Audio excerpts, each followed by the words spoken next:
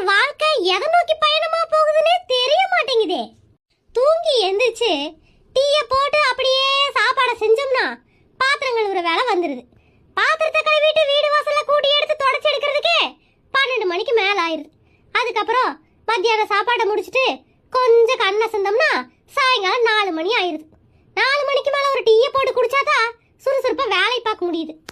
அடுத்து ஒரு 5 மணிக்கு வாச கூட்டி தெளிச்சு கோலம் போட்டுட்டு அப்படியே பக்கத்து வீட்டுக்கு போனோம்னா அங்க நடக்கிற கூத்தையெல்லாம் கதை மாதிரி கேட்டுட்டு 7 மணிக்கு வீட்டுக்கு வர வேண்டியது.